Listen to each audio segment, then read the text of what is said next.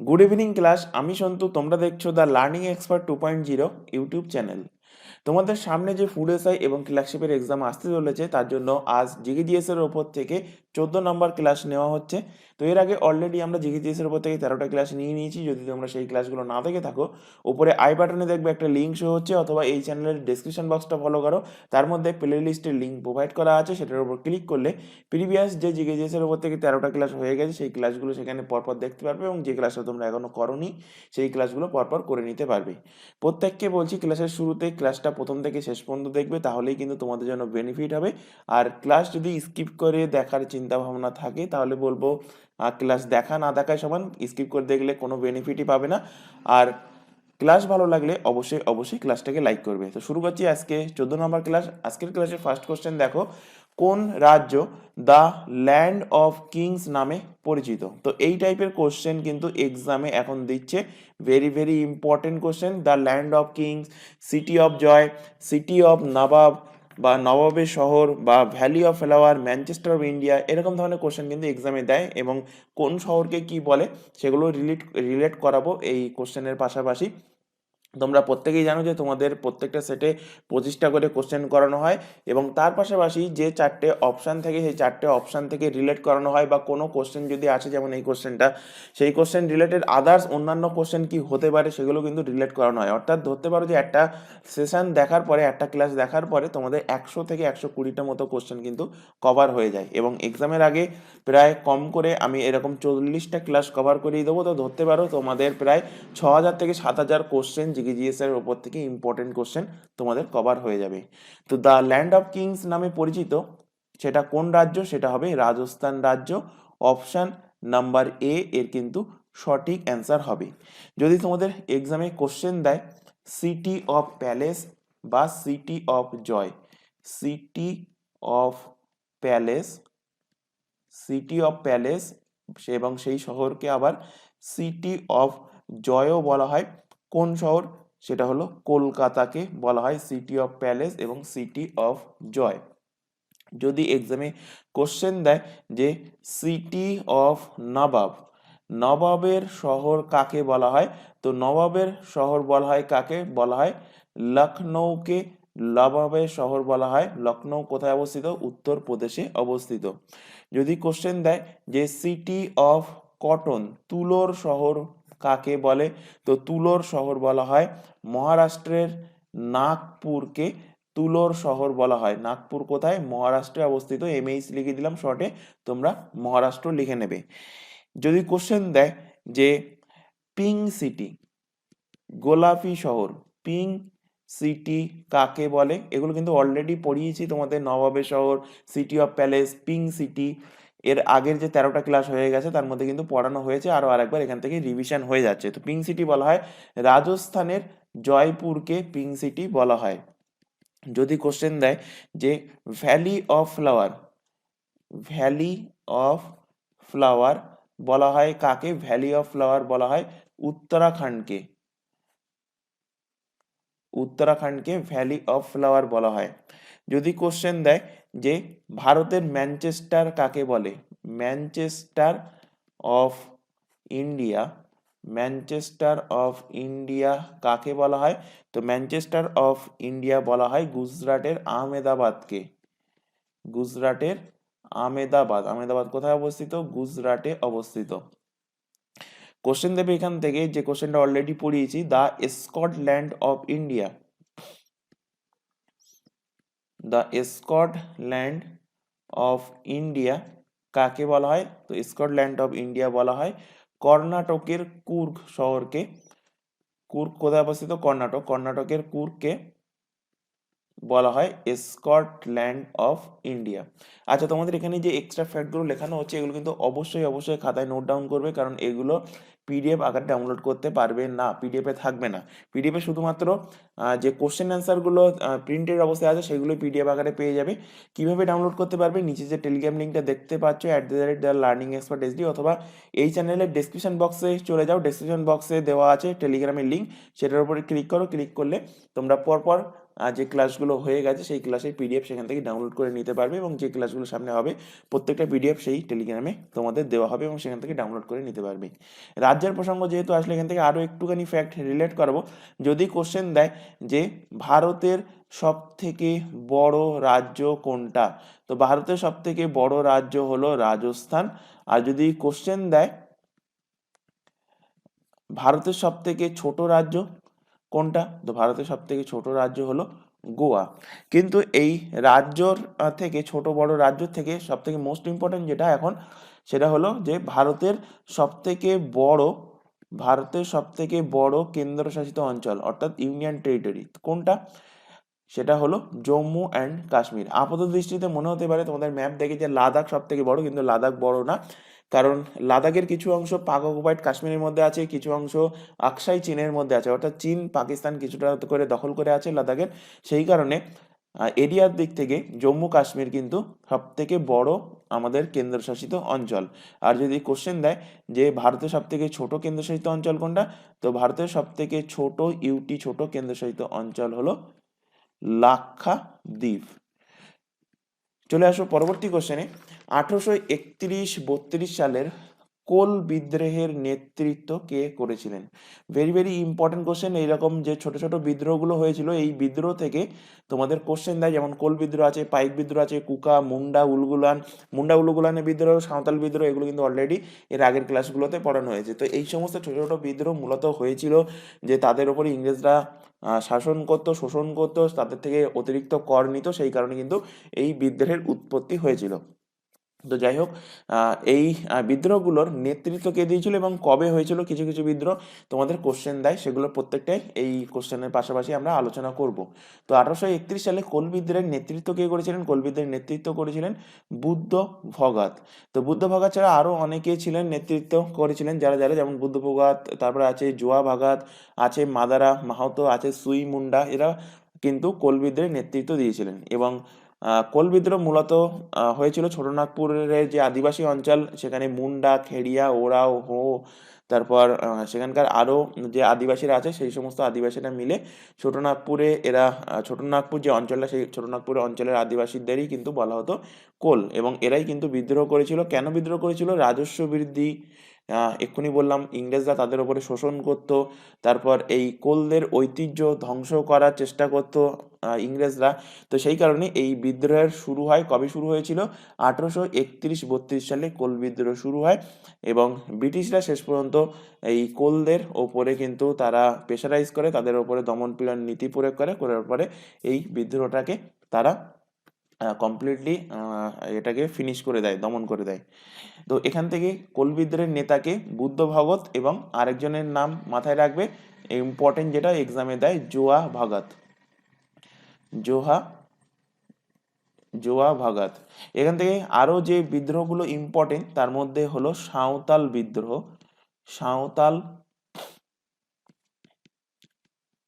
সাঁওতাল বিদ্রোহ বহুবার এক্সামে কোশ্চেন দিয়েছে। আর একটা হলো মুন্ডা বিদ্রোহ বা মুন্ডাকে আরেকটা, এই মুন্ডা বিদ্রোহকে আরেকটা ল্যাঙ্গুয়েজে বলা হয়, মানে একে উলুগুলানের বিদ্রোহ কিন্তু বলা হয়। তো কোশ্চেন দেবে তোমাদের যে উলুগুলানের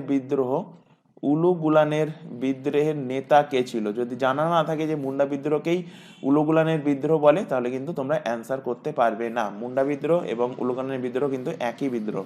তো সাঁওতাল বিদ্রোহের নেতৃত্ব কে দিয়েছিল? সাঁওতাল বিদ্রোহের নেতৃত্ব দিয়েছিল সিধু ও কানুহা। এই নিয়ে আজকের ক্লাসে নিয়ে তোমাদের কিন্তু 3বার রিভাইজ হলো যে সাঁওতাল বিদ্রোহের নেতা কে ছিল, সিধু এবং কানুহা। কবে হয়েছিল সাঁওতাল বিদ্রোহ? 1855-56 সালে সাঁওতাল বিদ্রোহ হয়েছিল। মুন্ডা বিদ্রোহ এবং উলুগুলানের বিদ্রোহ নেতা হলো বিরসা মুন্ডা। এই মুন্ডা বিদ্রোহ কবে হয়েছিল এই ডেটটাও কিন্তু তোমাদের এক্সামে দেয়। 1899 থেকে 1900 সালের মধ্যে মুন্ডা বিদ্রোহ এবং উলুগুলানের বিদ্রোহ হয়েছিল। এছাড়া এখান থেকে ইম্পর্টেন্ট আরো দুটো বিদ্রোহ আছে, একটা হলো কুকা বিদ্রোহ, আর একটা হলো কি পাইক বিদ্রোহ। তো এই কুকা বিদ্রোহ এবং পাইক বিদ্রোহের নেতা কে ছিল কোশ্চেন দেয়। তো কুকা বিদ্রোহের নেতা ছিলেন ভাগাত জাহার মাল ছিল কুকা বিদ্রোহের নেতা। কুকা বিদ্রোহ হয়েছিল 1872 সালে, সাল না মনে রাখলে হবে, তবে কুকা বিদ্রোহের নেতৃত্ব কে দিয়েছিল? ভাগত জাহারমাল, এই নামটা কিন্তু অবশ্যই জানতে হবে। এবং পাইক বিদ্রোহের নেতৃত্ব দিয়েছিল বক্সি জগবন্ধু। বক্সি জগবন্ধু পাইক বিদ্রোহের নেতৃত্ব দিয়েছিল। পাইক বিদ্রোহ হয়েছিল 1718 সাল নাগাদ পাইক বিদ্রোহ হয়েছিল। চলে আসো পরের কোশ্চেনে। ভারতের কোন উপজাতির মানুষের সংখ্যা সর্বাধিক? বার কিন্তু কোশ্চেনটা পড়িয়েছি এবং বহুবার এক্সামে কিন্তু কোশ্চেনটা রিপিট হয়েছে। সম্ভবত এর আগে এই যে এর আগে যে 13টা জিকেজিএস এর ক্লাস হয়েছে সেখানে তার মধ্যে আমি এই কোশ্চেনটা দুবার কি তিনবার কিন্তু পড়ানো হয়েছে। এবং ইম্পর্টেন্ট কোশ্চেন মাথায় রাখবে, ভারতের সব থেকে বড় উপজাতি হলো ভিল উপজাতি, অপশন বি এর কিন্তু সঠিক অ্যান্সার হবে। যদি কোশ্চেন দেয় যে পশ্চিমবঙ্গের সব থেকে বড় উপজাতি অর্থাৎ largest tribe of West Bengal যদি দেয়, পশ্চিমবঙ্গের সব থেকে বড় উপজাতি কোনটা? তো পশ্চিমবঙ্গের সব থেকে বড় উপজাতি হলো সাঁওতাল। সাঁওতালরা পশ্চিমবঙ্গের পাশাপাশি কিন্তু ঝাড়খণ্ডেও দেখতে পাওয়া যায় সাঁওতাল উপজাতি। ভিল উপজাতি তাহলে কোন কোন জায়গায় দেখতে পাওয়া যায়? তো ভিল উপজাতি মূলত সব থেকে বেশি দেখতে পাওয়া যায় মধ্যপ্রদেশ এবং মধ্যপ্রদেশ লাগোয়া, মধ্যপ্রদেশের বর্ডার লাগোয়া যে সমস্ত স্টেটগুলো আছে অর্থাৎ মহারাষ্ট্র, গুজরাট, রাজস্থান, এই সমস্ত জায়গাতে ভিল উপজাতি বেশি লক্ষ্য করা যায়। উপজাতির প্রসঙ্গ যেহেতু এসে, উপজাতি থেকে একটা রিসেন্ট ফ্যাক্ট রিলেট করো, এখান থেকে কোশ্চেন তোমাদের দেবে যে ভারতের সর্বপ্রথম মহিলা উপজাতি প্রেসিডেন্টকে, রাষ্ট্রপতিকে? India's first tribal woman president কে? বর্তমানে যে ভারতের প্রেসিডেন্ট অর্থাৎ দ্রৌপদী মুর্মু। দ্রৌপদী মুর্মু হলো ইন্ডিয়ার প্রথম ট্রাইবাল মানে উপজাতি মহিলা প্রেসিডেন্ট। এবং যদি কোশ্চেন দেয় দ্রৌপদী মুর্মু কততম মহিলা প্রেসিডেন্ট, তখন অ্যান্সার হবে দ্রৌপদী মুর্মু দ্বিতীয়তম মহিলা প্রেসিডেন্ট। এবং তিনি কততম প্রেসিডেন্ট? তিনি হলেন 15তম প্রেসিডেন্ট এবং দ্বিতীয়তম মহিলা প্রেসিডেন্ট। ফার্স্ট ছিলেন প্রতিভা পাটেল। চলে আসো পরের কোশ্চেন। কোন দেশের সহায়তায় বোকারো এবং ভিলাই স্টিল প্লান্ট নির্মাণ হয়েছিল? ইম্পর্টেন্ট কোশ্চেন, এক্সামে বহুবার দিয়েছে কোশ্চেনটা। তো বোকারো এবং ভিলাই স্টিল প্লান্ট এটা নির্মাণ করা হয়েছিল সোভিয়েত ইউনিয়নের সহযোগিতায়। সোভিয়েত ইউনিয়নের জায়গায় অনেক সময় অপশানে তোমাদের ইউএসএসআর থাকবে বা রাশিয়া থাকবে, তো যেটাই থাকুক না কেন, কারণ রাশিয়ার আগের নাম ছিল সোভিয়েত ইউনিয়ন। তো সোভিয়েত ইউনিয়নের সহযোগিতায় বোকারো এবং ভিলাই স্টিল প্লান্টের গঠন করা হয়েছিল। এই বোকারো স্টিল প্লান্টটা কোন রাজ্যে অবস্থিত? তো বোকারো অবস্থিত ঝাড়খণ্ড রাজ্যে বোকারো অবস্থিত। আর ভিলাইটা কোথায় অবস্থিত? ভিলাইটা অবস্থিত ছত্তিশগড় রাজ্যে ভিলাই স্টিল প্ল্যান্ট অবস্থিত। এবং এই দুটো স্টিল প্ল্যান্ট একসাথে কবে গঠন করা হয়েছিল? 1955 সালে নির্মাণ করা হয়েছিল। তো এখান থেকে যে কোশ্চেনটা তোমাদের দেবে, ইম্পর্টেন্ট যে কোশ্চেন, যে ভারতের প্রথম স্টিল প্ল্যান্টের নাম কি? ভারতের প্রথম স্টিল প্ল্যান্টের নাম কি? তো ভারতের প্রথম স্টিল প্ল্যান্ট হলো টিসকো। টিসকোর ফুল ফর্ম কি? টিসকোর ফুল ফর্ম হলো T for Tata, I for iron, and S for steel, C for company. Tata iron and steel company হলো ভারতের সর্বপ্রথম স্টিল প্ল্যান্ট। ভারতের সর্বপ্রথম কেন, কবে এর তাহলে নির্মাণ হয়েছিল সেটা জানতে হবে। 1907 সালে নির্মাণ হয়েছিল। কে নির্মাণ করেছিলেন? এটা নির্মাণ করেছিলেন জামশেদজি টাটা। কে নির্মাণ করেছিলেন? জামশেদজি টাটার দ্বারা ভারতের প্রথম স্টিল প্ল্যান্ট নির্মাণ হয়। কোথায় নির্মাণ হয়? জামশেদপুরে ভারতের প্রথম স্টিল প্ল্যান্ট নির্মাণ হয়েছে। জামশেদপুর কোথায়? জামশেদপুর অবস্থিত ঝাড়খণ্ডে। ঝাড়খণ্ডে জামশেদপুরে ভারতের প্রথম steel plant Tata iron and steel প্ল্যান্টে নির্মাণ হয়েছে। তো এই কারণে জামশেদজি টাটাকে কি বলা হয়? জামশেদজি টাটাকে বলা হয় father of Indian industry. Father of Indian Indian industry.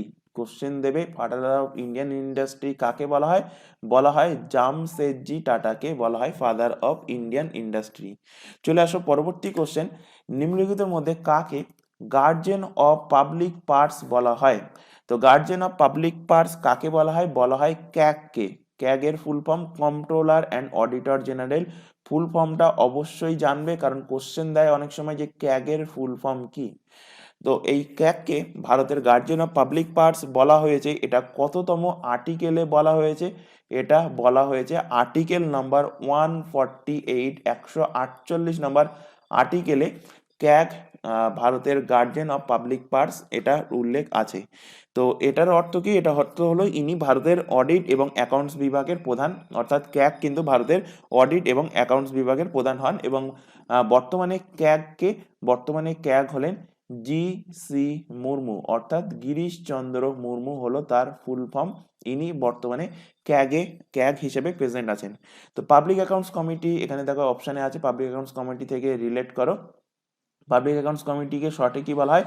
PAC, pack বলা হয়। তো কোশ্চেন দেয় যে পাবলিক অ্যাকাউন্টস কমিটির টোটাল মেম্বার কতজন হয়? তো পাবলিক অ্যাকাউন্টস কমিটির টোটাল মেম্বার হয় 22 জন। এখান থেকে কোশ্চেন যদি একটু লেভেল হার্ড করে, তো এখান থেকে কোশ্চেন কি দেবে? কোশ্চেন দেবে এই পাবলিক অ্যাকাউন্টস কমিটির মেম্বাররা কোথা থেকে আসেন? তো মেম্বাররা আসেন লোকসভা থেকে এবং রাজ্যসভা থেকে। এদের মেম্বার হয়, এই 22টা মেম্বার আসে কোথা থেকে? লোকসভা এবং রাজ্যসভা থেকে। তো লোকসভা থেকে কতজন মেম্বার আসে? লোকসভা থেকে আসে 15 জন, রাজ্যসভা থেকে আসে 7 জন। এটা কিন্তু অবশ্যই জানতে হবে। তো 7 আর 15 যোগ করলে হয় 22। তো টোটাল পাবলিক অ্যাকাউন্টস কমিটির মেম্বার হলো কতজন? মেম্বার হলো 22 জন। এখান থেকে কোশ্চেন দেবে এই পাবলিক অ্যাকাউন্টস কমিটির যিনি অধ্যক্ষ হন তিনি কোথা থেকে আসেন? তিনি কোন দলের হন?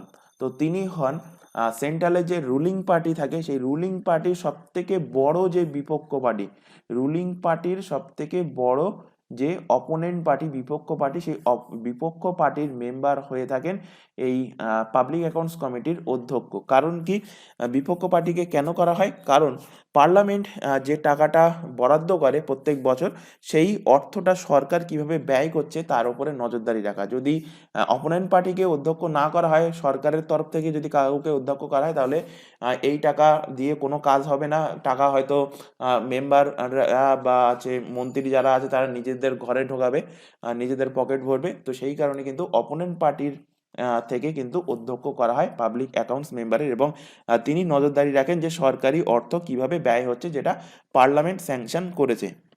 তো এখান থেকে তাহলে কোশ্চেন দিতে পারে যে বর্তমানে এই পাবলিক অ্যাকাউন্টস কমিটির অধ্যক্ষ পদে কে নিযুক্ত আছেন? নিযুক্ত আছেন কংগ্রেসের অধীর রঞ্জন অধীর রঞ্জন চৌধুরী। কে আছেন? অধীর রঞ্জন চৌধুরী। চলে আসো পরবর্তী কোশ্চেনে। আচ্ছা, এখানে তোমাদের একটা ছোট ইনফরমেশন দেওয়ার আছে। প্রত্যেকটা ক্লাসে ইনফরমেশন দেওয়া হয়, কারণ আমাদের প্রত্যেকটা ক্লাসে নতুন ক্যান্ডিডেট অ্যাড হয়। তো এখন তোমরা যে ক্লাসটা করছো সেটা হলো ফুড এসআইয়ের ক্লাস, এবং করছো তোমরা ক্লার্কশিপের ক্লাস। এর পাশাপাশি এখানে অন্যান্য যে এক্সামগুলো নাম দেখতে পাচ্ছ, পিএসসি মিসেলেনিয়াস, পুলিশের এক্সামগুলো, তারপর এসএসসির এক্সামগুলো, প্রত্যেকটা এক্সামের জন্য এই চ্যানেলে সম্পূর্ণ ফ্রিতে লাইভ ক্লাস, সিলেবাস ওয়াইজ কিন্তু লাইভ ক্লাস প্রোভাইড করা হয়। লাইভ ক্লাস অ্যাটেন্ড না করতে পারলে ক্লাস থেকে যায় রেকর্ডেড ফরম্যাটে, সুতরাং পরবর্তীতে তোমরা ক্লাসগুলো দেখতে পারবে। তো এই সমস্ত যে এক্সামগুলোর তোমরা নাম অন স্ক্রিনে দেখতে পাচ্ছ, এই প্রত্যেকটা এক্সামের জন্য আমাদের কিন্তু আলাদা আলাদা ব্যাচ ক্রিয়েট করা আছে এবং সেখানে আলাদা আলাদা ক্লাস হয়। তো সেই সমস্ত ব্যাচে যদি অ্যাড হতে যাও, নিচে যে হোয়াটসঅ্যাপ নাম্বারটা দেখতে পাচ্ছ 9933434203, এই নাম্বারে আমাদেরকে ইনফর্ম করো, তাহলে কিন্তু তোমাদেরকে নির্দিষ্ট ব্যাচে অ্যাড করে নেওয়া হবে। ব্যাচে বেনিফিট কি? ব্যাচের বেনিফিট হলো সেখানে জানানো হয় যে কবে কোন ক্লাস হবে, কোন টাইমে কোন ক্লাস হবে, বা কোনো ইম্পর্টেন্ট যদি টপিকস থাকে বা ইম্পর্টেন্ট কোনো যদি অ্যানাউন্সমেন্ট থাকে, সব কিছুই কিন্তু তোমাদের সেই ব্যাচে জানানো হয়। এছাড়া এখানে আরও একটা ইনফরমেশন দেওয়ার আছে। তোমরা এখন বর্তমানে যে চ্যানেলটাতে ক্লাসটা দেখছো, চ্যানেলের নাম হলো দ্য লার্নিং এক্সপার্ট 2.0। এই চ্যানেলটাতেই তোমরা পেয়ে যাবে জিকেজিএস এর প্রত্যেকটা এক্সামের জন্য জিকেজিএস এর ক্লাস, কারেন্ট অ্যাফেয়ার্সের ক্লাস পাবে, রিজনিংয়ের ক্লাস পাবে এবং ইংলিশের ক্লাস পাবে সম্পূর্ণ ফ্রিতে এই চ্যানেল থেকে। আর তোমাদের ম্যাথের ক্লাস করার জন্য আমাদেরই আরেকটা চ্যানেল তোমাদের একটু সার্চ করতে হবে, এটাও ইউটিউব চ্যানেল। চ্যানেলের নাম হলো ম্যাথস বাই সন্তু স্যার। এখানে প্রত্যেকটা এক্সামের জন্য ম্যাথের ক্লাস অলরেডি শুরু হয়ে গেছে। তাই প্রত্যেককে বলছি, তোমরা যে সমস্ত এক্সামের জন্য টার্গেট নিচ্ছ সেই সমস্ত এক্সামের প্রিপারেশন এই দুটো চ্যানেল থেকে নিতে পারবে। তার জন্য চ্যানেলটাকে একটু সাবস্ক্রাইব করে রাখো, বেল আইকনকে অল নোটিফিকেশন সেট করে রাখো, এবং যে এক্সামের জন্য প্রিপারেশন নিবে বা যদি তোমরা গ্রুপে যুক্ত হতে চাও তো আমাদেরকে ইনফর্ম করো, তাহলে তোমাদেরকে সেখানে যুক্ত করে নেওয়া হবে এবং সেখান থেকে তোমাদের গাইড করা হবে। চলে আসো পরের কোশ্চেন, ভারতের অরণ্য গবেষণাগার কেন্দ্রটা কোথায় অবস্থিত? তো এই টাইপের কোশ্চেন ভেরি ভেরি ইম্পর্টেন্ট। তোমরা দেখেছো রিসেন্টলি যে WBCS এর এক্সামটা হয়েছে, PSC কন্ডাক্ট করে, তো সেই এক্সামে দিয়েছিল চা গবেষণাগার কেন্দ্র, দিয়েছিল কফি গবেষণাগার কেন্দ্র কোথায় অবস্থিত। তো ম্যাক্সিমাম ক্যান্ডিডেট জানতো যে চা গবেষণাগার কেন্দ্র অবস্থিত আসামে, কফি গবেষণাগার কেন্দ্র অবস্থিত কর্ণাটকে। তো এইটুকু জানলে হবে না, কর্ণাটকের কোথায় কফি গবেষণাগার বা আসামের কোথায় চা গবেষণাগার কেন্দ্র, সেই কোশ্চেনটাই কিন্তু এক্সামে দিয়েছিল এবং ম্যাক্সিমাম ক্যান্ডিডেট সেই স্পেসিফিক জায়গাটা না জানার জন্য কিন্তু কোশ্চেনটা ছেড়ে এসেছিল বা ম্যাক্সিমাম ক্যান্ডিডেট ভুল করেছিল। তো যাই হোক, এখান থেকে রিলেট করো যে ভারতের অরণ্য গবেষণাগার কেন্দ্র কোথায় অবস্থিত। ভারতের অরণ্য গবেষণাগার কেন্দ্র অবস্থিত দেরাদুনে। অপশান নাম্বার ডি এর কিন্তু সঠিক অ্যান্সার। উত্তরাখণ্ডের দেরাদুনে অবস্থিত অরণ্য গবেষণাগার কেন্দ্র। তো এখান থেকে আরো কিছু রিসার্চ ইনস্টিটিউট অর্থাৎ গবেষণাগার কেন্দ্র রিলেট করাবো। তো কোশ্চেন যদি দেয়, ভারতের কৃষি গবেষণাগার কেন্দ্র কোথায় অবস্থিত? তো ভারতের কৃষি গবেষণাগার কেন্দ্র অবস্থিত কোথায়? অবস্থিত নিউ দিল্লিতে। নিউ দিল্লিতে ভারতের কৃষি গবেষণাগার কেন্দ্র অবস্থিত।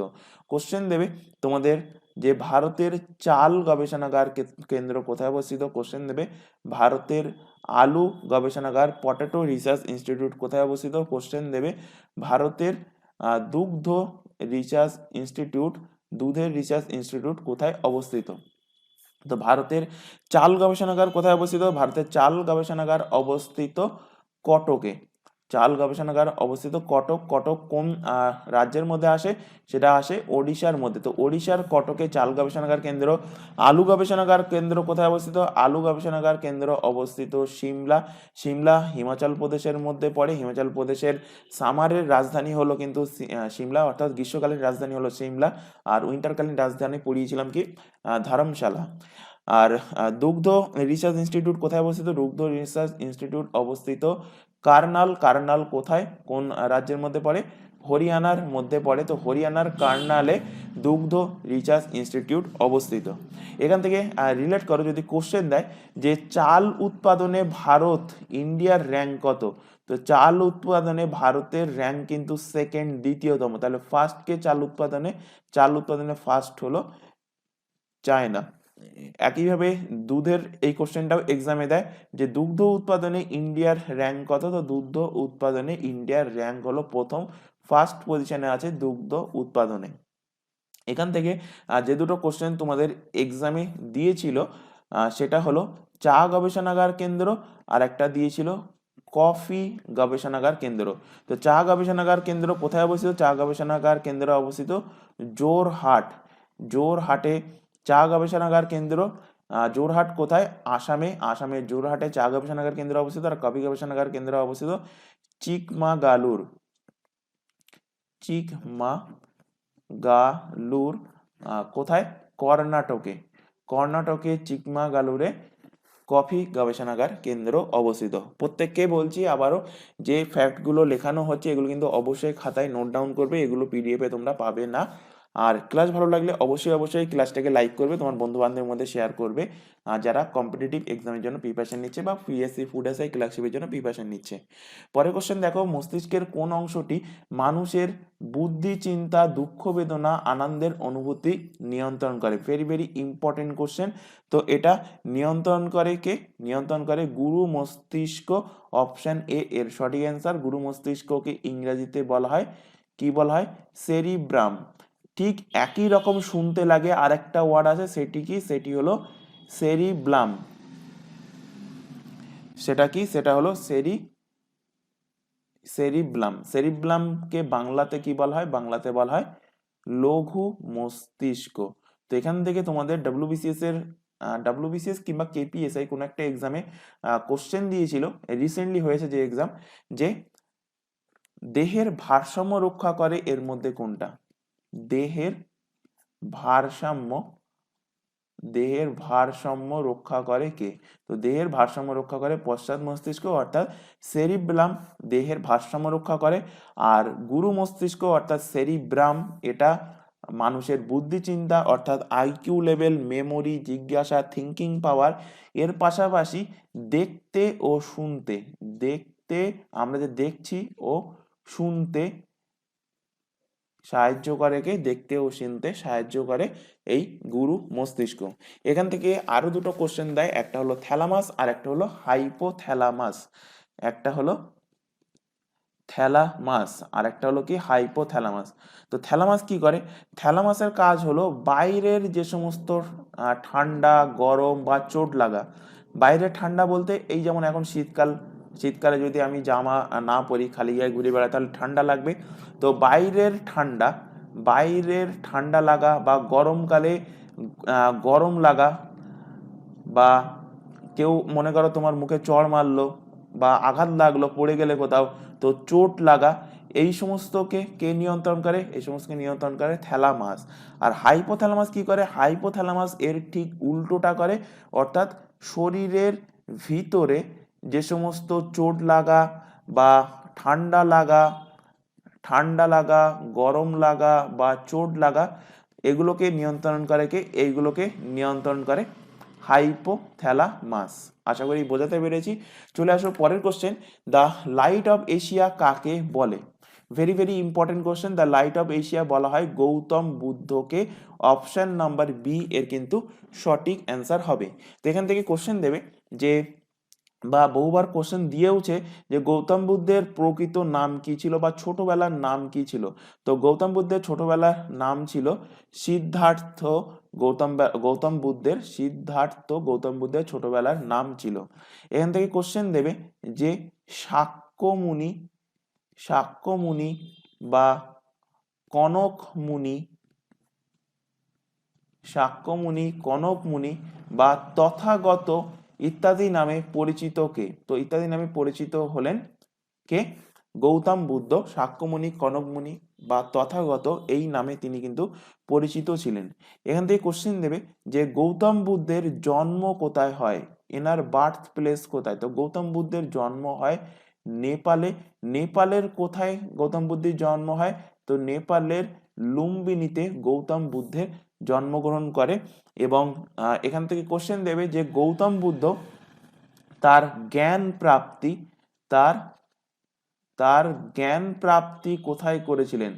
তো গৌতম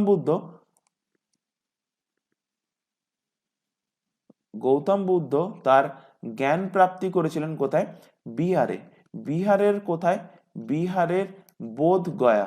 বিহারের কোথায়? বিহারের বোধগয়াতে গৌতম বুদ্ধের জ্ঞান প্রাপ্তি হয়। এবং কোশ্চেন দেবে যে, যদি কোশ্চেন একটু হার্ড করে তো এখান থেকে কোশ্চেন দেবে যে কোন নদীর তীরে বসে তিনি জ্ঞান প্রাপ্তি লাভ করেছিলেন? তো মাথায় রাখবে ফাল্গু নদীর তীরে। ফাল্গু নদীর তীরে তিনি জ্ঞান প্রাপ্তি লাভ করেছিলেন। কোন গাছের নিচে? পিপল গাছের নিচে বসে তিনি জ্ঞান প্রাপ্তি করেছিলেন। কবে তিনি জ্ঞান প্রাপ্তি করেছিলেন? তো বৈশাখী পূর্ণিমার দিন। বৈশাখী পূর্ণিমার দিন তিনি জ্ঞান প্রাপ্তি করেছিলেন। অর্থাৎ গৌতম বুদ্ধ বিহারের বোধগয়াতে বৈশাখী পূর্ণিমার দিন ফাল্গু নদীর তীরে পিপল গাছের নিচে বসে তিনি কিন্তু জ্ঞান প্রাপ্তি করেন। বহুবার এক্সামে কোশ্চেন দিয়েছে, মাথায় রাখবে।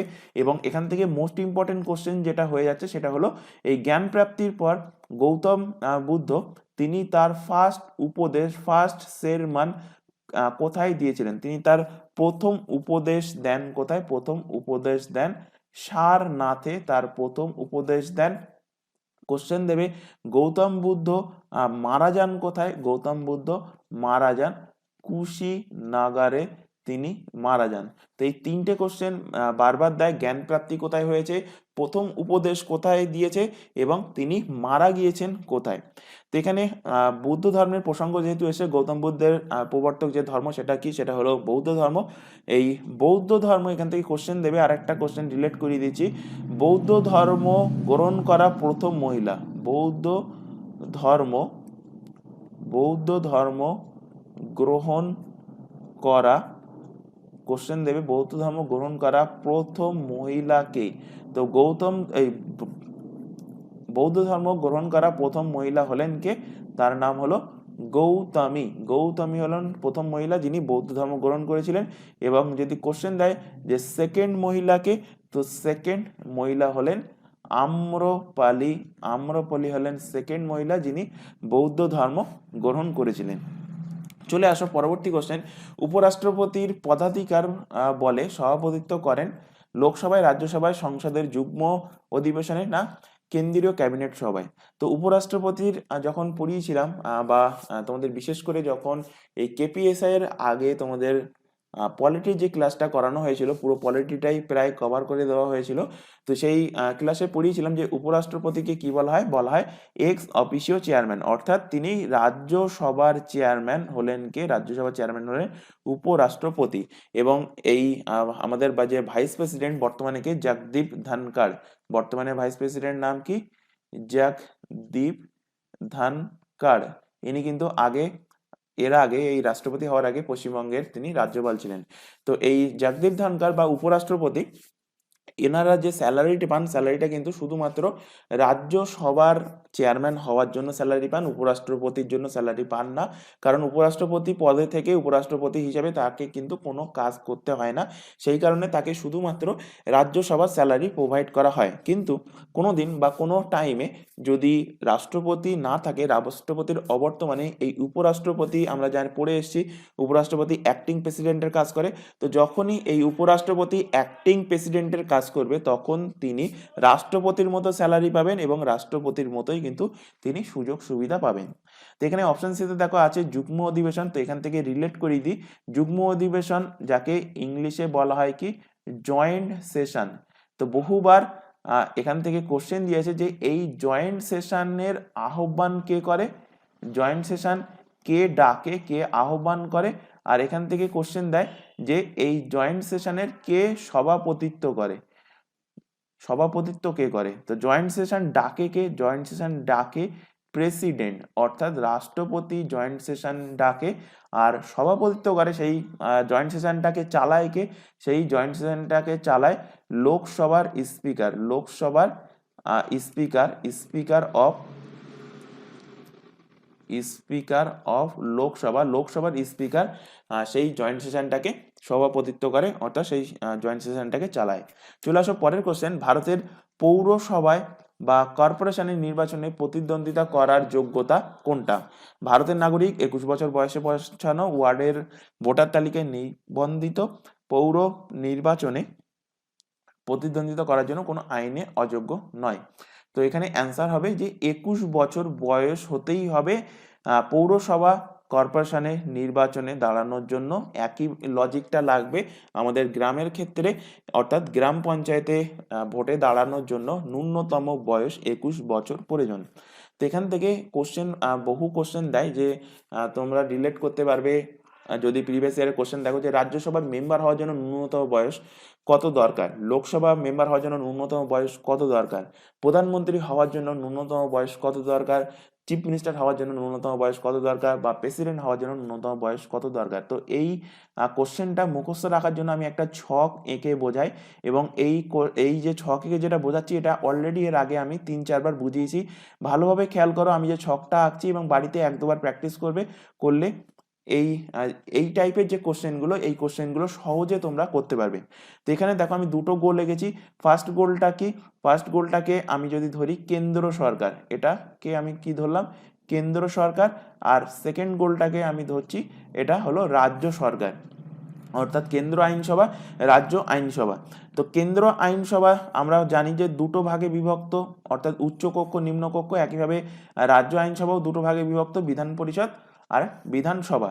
তো উচ্চকক্ষকে ফার্স্টে লিখছি রাজ্যসভা, আর নিম্নকক্ষ হলো কি লোকসভা, সেটাকে আমি পরে লিখলাম। একইভাবে রাজ্যের ক্ষেত্রে উচ্চকক্ষ হলো বিধান পরিষদ, আর যদিও প্রত্যেকটা রাজ্যে কিন্তু বিধান পরিষদ নেই। আমাদের পশ্চিমবঙ্গে আগে বিধান পরিষদ ছিল, কিন্তু পরবর্তীতে সেই বিধান পরিষদ অবলুপ্তি হয় এবং রিসেন্টলি পশ্চিমবঙ্গে আবার বিধান পরিষদ ফিরিয়ে নিয়ে আসার জন্য কথা চলছে। তবে কিছু কিছু রাজ্যে বিধান পরিষদ আছে। তো বিধান পরিষদ হলো উচ্চকক্ষ, আর নিম্নকক্ষ কি রাজ্যের নিম্নকক্ষকে বলা হয় বিধানসভা। এবার এখান থেকে দেখো যে কেন্দ্রের সব থেকে হেডে কে আছে, অর্থাৎ কার সাইন ম্যাক্সিমাম টাইম দরকার, কার সাইন না হলে কোনো কাজ হয় না বা কোনো বিল পাস হয় না। তো কেন্দ্রের হেডে আছে কি, কেন্দ্রের হেডে আছে প্রেসিডেন্ট, অর্থাৎ রাষ্ট্রপতি। আর একইভাবে রাজ্যের হেডেও, রাজ্যের মাথায়ও আরেকজন বসে আছে, সেটা হলো রাজ্যপাল, অর্থাৎ গভর্নর বসে আছে। এবার এখান থেকে রিলেট করো, আমি একটুখানি মুছে দিচ্ছি, এটা মনে রাখবে কেন্দ্র সরকার আর এটা হলো রাজ্য সরকার।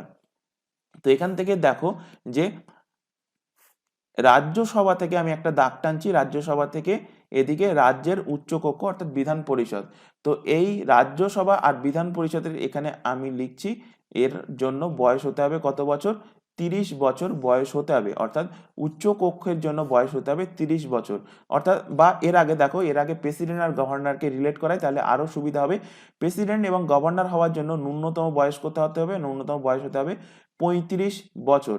এবার এই 35 থেকে 5 বছর কমিয়ে দাও, 5 বছর কমিয়ে চলে আসো কোথায়, চলে আসো এই রাজ্যসভা এবং বিধান পরিষদ, অর্থাৎ কেন্দ্রের উচ্চকক্ষ আর রাজ্যের উচ্চকক্ষ হতে। তো এই কেন্দ্র এবং রাজ্যের উচ্চকক্ষতে মেম্বার হওয়ার জন্য ন্যূনতম বয়স হতে হবে 35 থেকে 5 কমিয়ে দাও, হয়ে যাবে 30 বছর বয়স হতে হবে। একইভাবে আরো 5 বছর এখান থেকে কমিয়ে দাও, অর্থাৎ লোকসভা আর এদিকে রাজ্যের নিম্নকক্ষ বিধানসভা। তো এর মেম্বার হওয়ার জন্য বয়স হতে হবে 30 থেকে 5 কমিয়ে দিলে কত হবে, 25 বছর হতে হবে। তো আশা করি এখান থেকে বোঝাতে পেরেছি রাজ্যসভা, লোকসভা, বিধান পরিষদ, বিধানসভা, প্রেসিডেন্ট, গভর্নর, এদের নির্বাচনের জন্য ন্যূনতম বয়স কত হতে হবে। বহুবার এখান থেকে কোশ্চেন দেয়, অবশ্যই অবশ্যই মাথায় রাখবে। এবার তোমাদের মনে হবে যে আমি একটুখানি আগে বললাম যে প্রাইম মিনিস্টার আর চিফ মিনিস্টার হতে গেলে বয়স কত হতে হবে। তো চিফ মিনিস্টার বা প্রাইম মিনিস্টার হতে গেলে তাকে, চিফ মিনিস্টার কোথা থেকে হয়, এই বিধানসভা থেকে চিফ মিনিস্টার হয়। একইভাবে লোকসভা থেকে তাকে প্রাইম মিনিস্টার হতে হয়। আর রাজ্যসভা থেকে আসতে পারে প্রাইম মিনিস্টার হওয়ার জন্য, কিন্তু তাকে কিন্তু কোনো একটা লোকসভা কেন্দ্রে তাকে আবার নির্বাচনে দাঁড়িয়ে সেখান থেকে জিততে হয়, তারপরে সে প্রাইম মিনিস্টার হতে পারে। তো রাজ্যসভা থেকে কে এসেছিল আমাদের প্রাইম মিনিস্টার হিসাবে, এসেছিলেন ডক্টর মনমোহন, ডক্টর মনমোহন সিং কিন্তু প্রাইম মিনিস্টার ছিলেন, তিনি কিন্তু রাজ্যসভা থেকে এসেছিলেন এবং তাকে লোকসভাতে দাঁড়িয়ে আবার কিন্তু জিততে হয়েছিল। তো এখান থেকে মাথায় রাখবে, তাহলে প্রাইম মিনিস্টার হওয়ার জন্য কত বয়স হতে হবে, 25 বছর। একইভাবে চিফ মিনিস্টার হওয়ার জন্য ন্যূনতম বয়স হতে হবে 25 বছর। আর গ্রাম পঞ্চায়েত, পৌরসভা, কর্পোরেশনের হতে গেলে, নির্বাচনে দাঁড়াতে গেলে বয়স হতে হবে কত, 21 বছর। আর ভোট দেওয়ার জন্য, ভোট কবে থেকে দিতে পারবো বা আমাদের ভোটার তালিকায় কবে নাম উঠবে, তো সেটার জন্য ন্যূনতম বয়স হলো 18 বছর। তো এই কোশ্চেনগুলো মোস্ট ইম্পর্টেন্ট কোশ্চেন, কোনো না কোনো কোশ্চেন তোমাদের এক্সামে এখান থেকে দেয় এবং মাথায় রাখবে। চলে আসো পরের কোশ্চেন, রেটিনা ও অপটিক স্নায়ুর মিলন বিন্দুকে কি বলা হয়। তো রেটিনা এবং অপটিক স্নায়ুর মিলন বিন্দুকে বলা হয় ব্লাইন্ড স্পট। অপশন এ এর কিন্তু সঠিক অ্যান্সার হবে। এখান থেকে রিলেট করো পিত বিন্দু। পিত বিন্দু কাকে বলে বলে দিচ্ছি মুখে। পিত বিন্দু হলো রেটিনার ম্যাকুলায় অবস্থিত একটা ক্ষুদ্র গর্ত, যা সবচেয়ে বেশি স্পষ্ট দৃষ্টিশক্তি প্রদান করে এই পিত বিন্দু থেকে। এখান থেকে আরো দুটো কোশ্চেন দেয়, চোখের প্রশ্ন যেহেতু এসছে এখান থেকে কোশ্চেন দেয়। একটা হলো কোন কোষ, আরেকটা হলো কি, আরেকটা হলো রড কোষ। এই রড কোষ বা কোন কোষের কাজ কি, এটা কিন্তু তোমাদের কোশ্চেন দেয়। তো কোন কোষ কি করে, কোন কোষ চোখের, কোন কোষ বিভিন্ন রঙের আলোর দর্শনে সাড়া দেয়, বিভিন্ন বিভিন্ন রঙের আলোর দর্শনে, আলোর দর্শনে সাড়া দেয় কে, সাড়া দেয় কোন কোষ। আর রড কোষ কি করে, রড কোষ হালকা আলোতে, অর্থাৎ আলো অল্প আছে সেই আলোতে আমরা সেই জিনিসটা যাতে ভালোভাবে দেখতে পারি। দেখবে যে পূর্ণিমার রাতে হোক বা পূর্ণিমার আশেপাশে আমরা রাতের বেলায় যদি কোনো লাইট থেকে বেরোয়, লাইট থেকে বেরোলে আমরা সর্বত্র কালো দেখি, কিন্তু একটুখানি পরে, জাস্ট একটুখানি পরে দেখবে রাস্তার আশেপাশে প্রত্যেকটা জিনিস কিন্তু স্পষ্ট আমরা দেখতে পাই। তো এটার জন্য এটার জন্য দায়ী হলো রড কোষ, অর্থাৎ হালকা আলোতে দেখতে সাহায্যকারী। রড কোষের কাজ কি? হালকা বা অল্প আলোতে, অল্প আলোতে, অল্প আলোতে দেখতে সাহায্য করে, দেখতে সাহায্য করে। চলে আসো পরবর্তী কোশ্চেনে। দাক্ষিণাত্যের প্রথম বৃহদায়ন লৌহ ইস্পাত কারখানা কোনটা? তো দাক্ষিণাত্যের সব থেকে বড় লৌহ ইস্পাত কারখানা হলো বিশাখাপট্টনম। অপশন নাম্বার এ এর কিন্তু সঠিক অ্যান্সার হবে। এই বিশাখাপট্টনমে যে সব থেকে বড় লৌহ ইস্পাত কারখানাটা আছে, এটা ভাইজ্যাক, ভাইজ্যাক স্টিল প্লান্ট নামে পরিচিত। মানে এর নাম কি? Vizag still plant. চলে আসো পরের কোশ্চেন। কোন নদীর ওপর ইন্দিরা গান্ধী ক্যানেল তৈরি হয়েছে? Very very important question. তো ইন্দিরা গান্ধী ক্যানেল তৈরি হয়েছে দুটো নদীর সঙ্গম স্থলে। নদী দুটো কি কি? একটা হলো সতলাজ, সতলাজ অ্যান্ড বিয়াস। এই সতলাজ অ্যান্ড বিয়াসের যে সঙ্গম স্থল, সেই সঙ্গম স্থল থেকে একটু দূরে আছে কি? একটু দূরে আছে হারিকে ব্যারেজ। হারিকে, হারিকে ব্যারেজ। এই হারিকে ব্যারেজ থেকেই কিন্তু তৈরি হয়েছে ইন্দিরা গান্ধী ক্যানেল তৈরি করা হয়েছে, যেটা ভারতের দীর্ঘতম ক্যানেল, ভারতের দীর্ঘতম খাল, ভারতের দীর্ঘতম খাল বা দীর্ঘতম ক্যানেল কোনটা? দীর্ঘতম ক্যানেল হলো ইন্দিরা গান্ধী ক্যানেল। এটা তৈরি হয়েছে সতলাজ এবং বিয়াস নদীর সঙ্গমস্থল থেকে কয়েক কিলোমিটার দূরে হারিকে ব্যারেজ থেকে, এবং এটা বিস্তৃত হয়েছে রাজস্থানের থর মরুভূমি পর্যন্ত। থর ডেজার্ট, থর ডেজার্ট পর্যন্ত এটার কিন্তু বিস্তৃতি হয়েছে। তাহলে সতলাজকে কি বলা হয়? সতলাজকে বলা হয় শতদ্রু। তো অ্যান্সার কি হয়ে যাবে? অ্যান্সার হয়ে যাবে শতদ্রু। অপশন এ এর কিন্তু সঠিক অ্যান্সার হবে, যে শতদ্রু নদীর ওপরে ইন্দিরা গান্ধী ক্যানেল তৈরি করা হয়েছে। বা অপশানে শতদ্রু বিয়াস যদি থাকে, তো অ্যান্সার কিন্তু সেটাই হবে।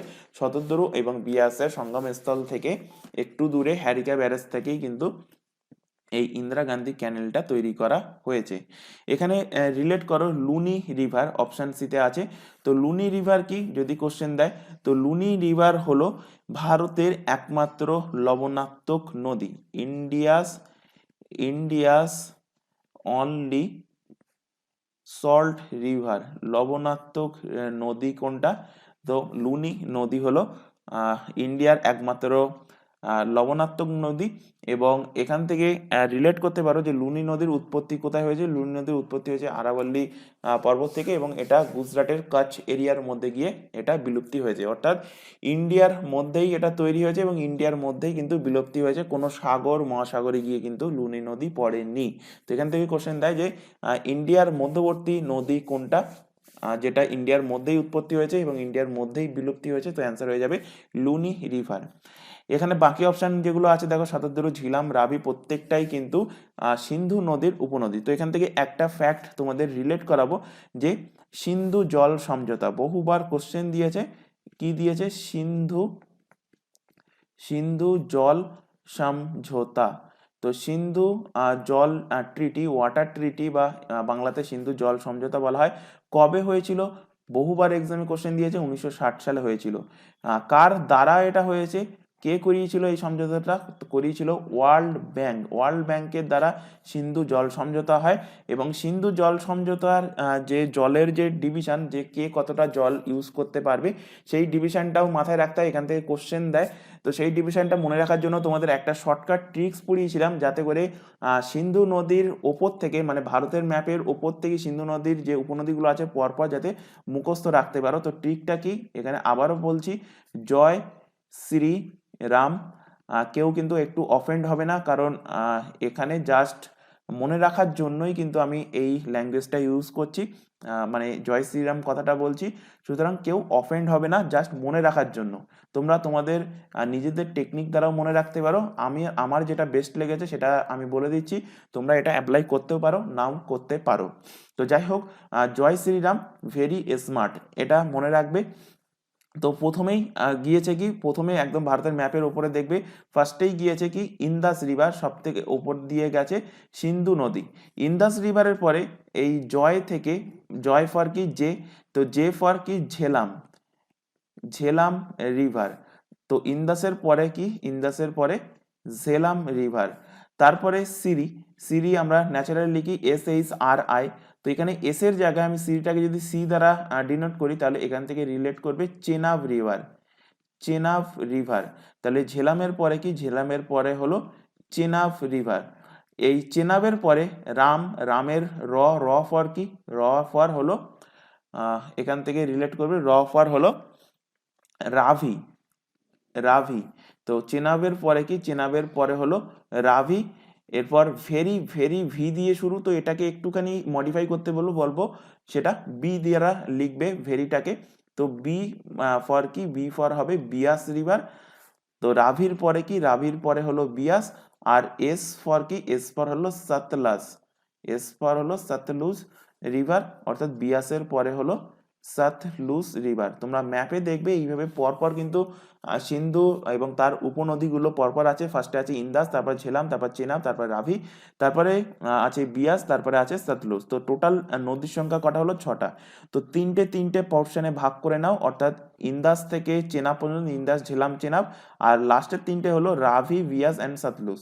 তো এই প্রথম তিনটে নদীর জল 80% ইউজ করতে পারবে, এবং 20% ইউজ করতে পারবে কে, 80% ইউজ করবে পাকিস্তান, আর 20% ইউজ করবে কে, 20% ইউজ করবে ইন্ডিয়া।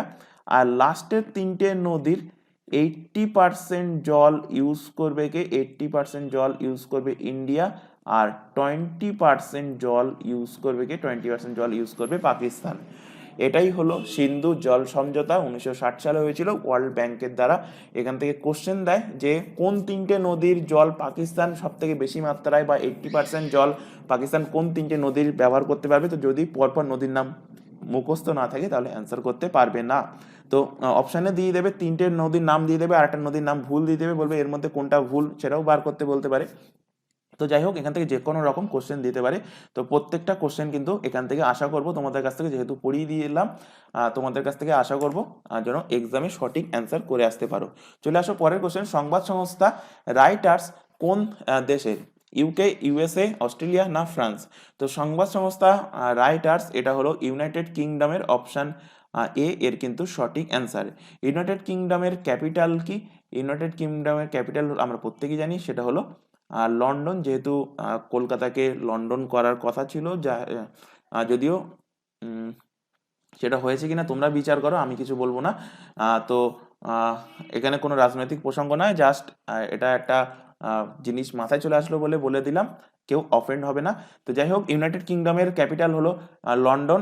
এটা লন্ডনটা কোন নদীর তীরে অবস্থিত, লন্ডনটা টেমস নদীর তীরে অবস্থিত। এখান থেকে রিলেট করো, ইউনাইটেড কিংডমের কারেন্সি কি, ইউনাইটেড কিংডমের কারেন্সি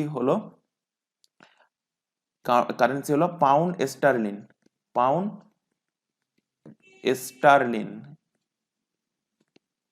এখান থেকে রিলেট করো, ইউনাইটেড কিংডমের বর্তমান প্রাইম মিনিস্টার পদে কে নিযুক্ত আছেন, তো নিযুক্ত আছেন ঋষি সুনাক, ঋষি সুনাক আছেন বর্তমান প্রাইম মিনিস্টার। চলে আসো পরের কোশ্চেনে, কোন বাঙালি মহিলা সর্বপ্রথম ডিএম অর্থাৎ ডিস্ট্রিক্ট ম্যাজিস্ট্রেট হন। তো ডিস্ট্রিক্ট ম্যাজিস্ট্রেট সর্বপ্রথম হয়েছিলেন কে, রানু ঘোষ। জাস্ট অনলাইনের ফরম্যাটে মাথায় রাখবে, অপশন এ এর কারেক্ট অ্যান্সার। চলে আসো পরের কোশ্চেন, নৃত্য ও বিভিন্ন কলা কেন্দ্রের কলাক্ষেত্রম প্রতিষ্ঠা করেছিলেন কে। তো কলাক্ষেত্রম প্রতিষ্ঠা করেছিলেন কে, করেছিলেন রুক্মিণী দেবী।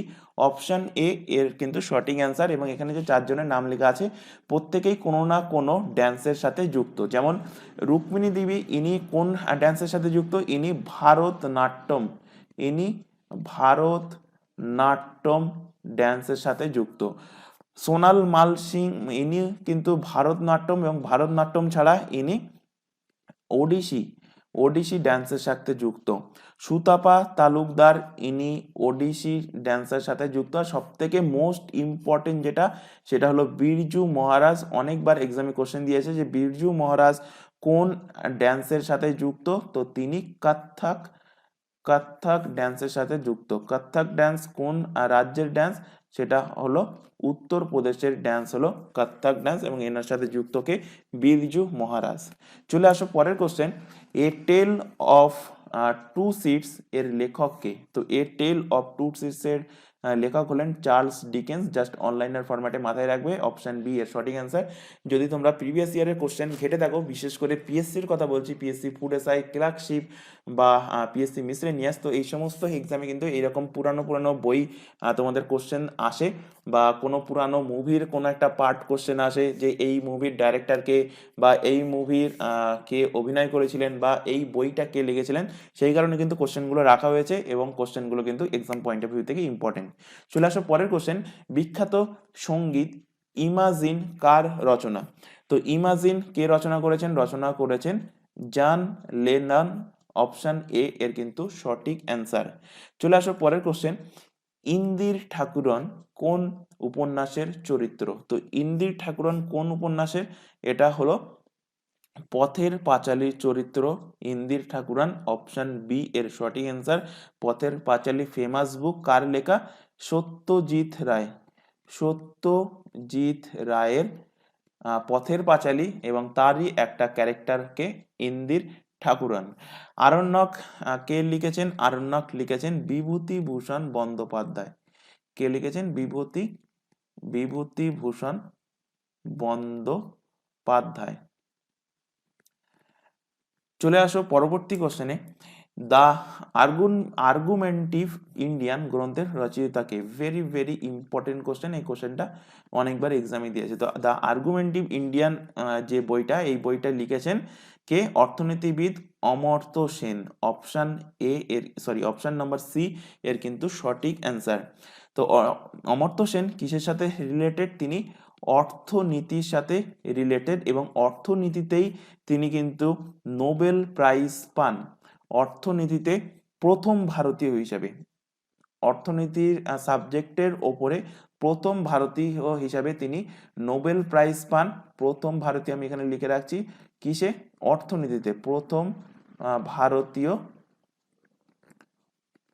অর্থনীতিতে। আর প্রথম ভারতীয় হিসেবে নোবেল প্রাইজ পেয়েছিলেন কে? পেয়েছিলেন রবীন্দ্রনাথ ঠাকুর। তিনি সাহিত্যে পেয়েছিলেন। এখানে কি বললাম? অর্থনীতিতে প্রথম ভারতীয় হিসেবে নোবেল প্রাইজ পান কে? অমর্ত্য সেন। এবং এই নোবেল প্রাইজটা তিনি কবে পেয়েছিলেন? পেয়েছিলেন 1998 সালে, 1998 সালে। এছাড়া অমর্ত্য সেন 1999 সালে ভারতের সর্বোচ্চ সিভিলিয়ান অ্যাওয়ার্ড, তার নাম কি? ভারত রত্ন। এই ভারত রত্ন অ্যাওয়ার্ডেও কিন্তু তিনি সম্মানিত হয়েছিলেন। এখানে যেহেতু নোবেল প্রাইজের প্রসঙ্গ এসছে, নোবেল প্রাইজ থেকে কিছু ফ্যাক্ট তোমাদের রিলেট করাবো। নোবেল প্রাইজ, তো এই নোবেল প্রাইজ দেওয়া শুরু হয়েছিল কবে থেকে? 1901 সাল থেকে দেওয়া শুরু হয়েছিল। কার স্মরণে? আলফ্রেড নোবেলের নাম অনুসারে। আলফ্রেড নোবেল, এনার স্মরণেই কিন্তু নোবেল প্রাইজ সর্বপ্রথম দেওয়া হয় 1901 সাল থেকে। কোন কোন টপিকের উপরে নোবেল প্রাইজ দেওয়া শুরু হয়েছিল 1901 সাল থেকে? তো 5টা টপিক। কি কি? ফিজিক্স, কেমিস্ট্রি, মেডিসিন, শান্তি অর্থাৎ পিস, 4টে হলো। আর একটা হলো কি? আর একটা হলো লিটারেচার। এই এই 5টা টপিকের উপরে নোবেল প্রাইজ দেওয়া শুরু হয় কত সাল থেকে? শুরু হয় 1901 সাল থেকে। এর পরবর্তীতে ইকোনমিক্স অ্যাড হয়। ইকোনমিক্স কিন্তু প্রথম থেকে নোবেল প্রাইজ দেওয়া হতো না। তো কবে এসে ইকোনমিক্স অ্যাড হয়?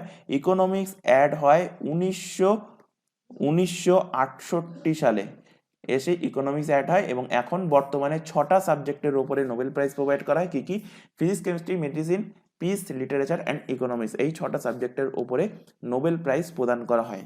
তো এখান থেকে আরেকটা কোশ্চেন, ইম্পর্টেন্ট কোশ্চেন এখান থেকে দেওয়া হয় যে এই 6টা সাবজেক্টের মধ্যে একমাত্র পিস অর্থাৎ শান্তির ওপরে যে নোবেল পুরস্কারটা সেটা অন্য জায়গা থেকে দেওয়া হয়। বাকি যে 5টা আছে সেই বাকি 5টা টপিকের জন্য নোবেল প্রাইজ দেওয়া হয় কোথা থেকে? দেওয়া হয় স্টকহোম থেকে। স্টকহোম, স্টকহোম কোথায়? Stockholm Sweden. তো সুইডেনের স্টকহোম থেকে বাকি 5টা টপিকের ওপর অর্থাৎ physics, chemistry, medicine, literature and ইকোনমিক্সে নোবেল প্রাইজ প্রদান করা হয়। আর শান্তির জন্য নোবেল পুরস্কার সেটা প্রদান করা হয় কোথা থেকে? সেটা প্রদান করা হয় ওসলো। ওসলো কোথায়? Oslo Norway. তো নরওয়ের ওসলো থেকে প্রদান করা হয় শান্তির জন্য নোবেল প্রাইজ। তো এখানে যে ফ্যাক্টগুলো আলোচনা করলাম প্রত্যেকটা ফ্যাক্টই কিন্তু এখানে এক্সাম পয়েন্ট অফ ভিউ থেকে ইম্পর্টেন্ট, প্রত্যেকটা ফ্যাক্টই কিন্তু এখান থেকে মাথায় রাখতে হবে।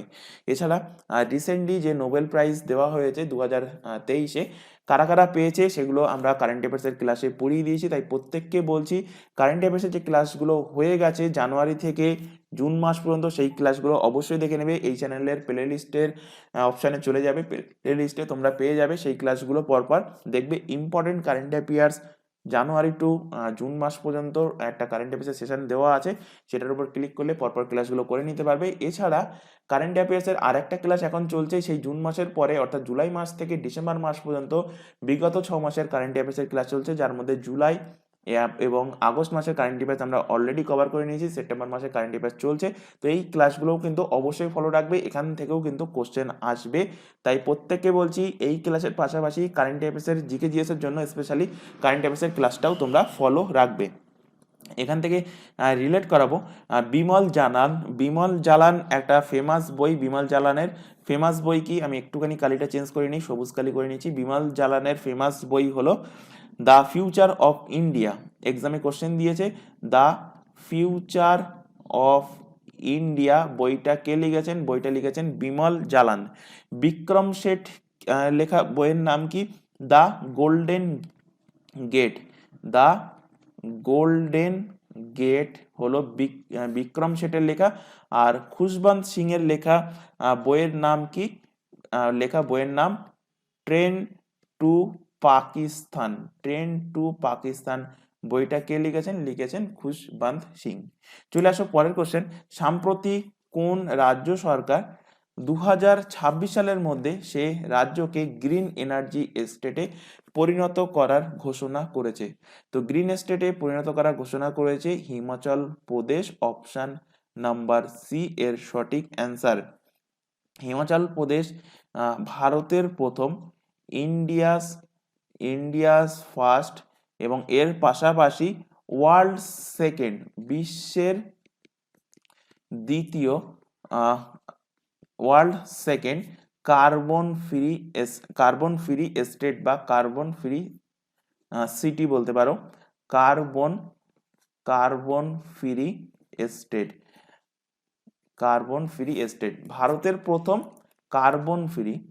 ভারতের প্রথম এবং বিশ্বের দ্বিতীয় কার্বন ফ্রি স্টেট কোনটা? সেটা হবে হিমাচল প্রদেশ। এখান থেকে হিমাচল প্রদেশের প্রসঙ্গ যেহেতু এসে একটুখানি রিলেট করে দিই। হিমাচল প্রদেশের ক্যাপিটাল কি? হিমাচল প্রদেশের ক্যাপিটাল দুটো। সামার টাইমে একটুখানি আগেই বললাম, সামার টাইমে সিমলা আর শীতকালীন হলো উইন্টার টাইমে কি? ধর্মশালা। এগুলো বারবার আমি পড়াই এই কারণে যাতে করে ক্লাসের মধ্যেই তোমাদের জিনিসগুলো মুখস্থ হয়ে যায়। অর্থাৎ আগে পড়িয়েছি, আজকে যদি আরেকবার দেখো তাহলে কিন্তু তোমাদের রিভিশনও হয়ে যাবে, জিনিসটা আরো ভালো মুখস্থ থাকবে। হিমাচল প্রদেশের বর্তমান চিফ মিনিস্টার কে? বর্তমান চিফ মিনিস্টার হলেন সুখবিন্দর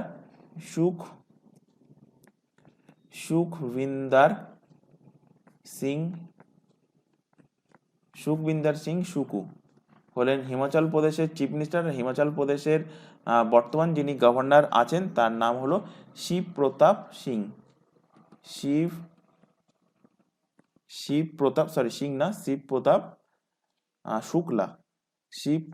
শুক্লা হলেন হিমাচল প্রদেশের গভর্নর। চলে আসো পরের কোশ্চেনে। সাম্প্রতি কোথায় ন্যাশনাল ফিলাটেলি এক্সিবিশন অমৃত অমৃত পেক্স 2023 আয়োজিত হলো। তো সম্প্রতি এই ন্যাশনাল ফিলাটেলি এক্সামিনেশন এর আয়োজন কোথায় হয়েছে? আয়োজন হয়েছে নিউ দিল্লিতে। অপশন নাম্বার এ এর কিন্তু সঠিক অ্যান্সার হবে। চলে আসো পরবর্তী কোশ্চেন। 13 ফেব্রুয়ারি সারা বিশ্ব জুড়ে পালিত হওয়া ওয়ার্ল্ড রেডিও ডে 2024 সালের থিম কি ছিল? তো 2024 সালে ওয়ার্ল্ড রেডিও ডে এখনো আসেনি, কিন্তু থিম ঘোষণা হয়ে গেছে। তো 13 ফেব্রুয়ারি যে 2024 সালে ওয়ার্ল্ড রেডিও ডে পালন হবে, তার থিম কি? তার থিম হলো radio a century informing entertaining and educating. Option A এর কিন্তু সঠিক অ্যান্সার। আর এর আগের বছরে অর্থাৎ 2023-এর থিম কি ছিল? 2023-এর থিম ছিল রেডিও অ্যান্ড পিস। তো এটা না মনে রাখলেও হবে, 2024টা ইম্পর্টেন্ট, 2024টা মাথায় রাখবে। Radio a century informing entertaining and educating, এটা ছিল 2024 সালের ওয়ার্ল্ড রেডিও ডের থিম। চলে আসো পরের কোশ্চেন। কে মিন্ত্রা, মিন্ত্রা একটা অনলাইন শপিং একটা কিন্তু সফটওয়্যার, একটা অ্যাপ। তো এই মিন্ত্রার বিপণন দূত হিসাবে, ব্র্যান্ড অ্যাম্বাসাডার হিসাবে কে নিযুক্ত হয়েছেন? তো অনলাইনের ফরম্যাটে মাথায় রাখো যে মিন্ত্রার বিপণন দূত হিসেবে নির্বাচিত হয়েছেন কে? হয়েছেন Ranbir Kapoor. Option number D এর কিন্তু সঠিক অ্যান্সার। চলে আসো পরের কোশ্চেন এবং আজকের ক্লাসের তোমাদের লাস্ট কোশ্চেন। রিলিফ মাদ্রিদ কোন দলকে পরাজিত করে ফিফা ওয়ার্ল্ড চ্যাম্পিয়ন হয়েছে?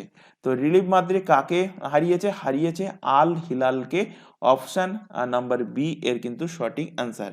এই রিলিফ মাদ্রিদ হলো, রিলিফ মাদ্রিদ এটা একটা স্পেনীয় পেশাদার ফুটবলার। কোথাকার? স্পেনের পেশাদার একটা ফুটবল ক্লাব, যেটা রিয়াল মাদ্রিদ নামে পরিচিত।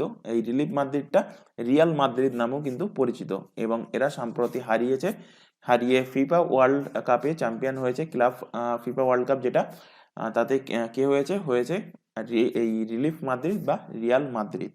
তো আজকের ক্লাসে এই 25টা কোশ্চেন ছিল। আশা করি প্রত্যেকটা কোশ্চেন ক্লিয়ার হয়েছে। যদি কোথাও ডাউট থাকে অবশ্যই কমেন্ট বক্সে কমেন্ট করে জানাবে।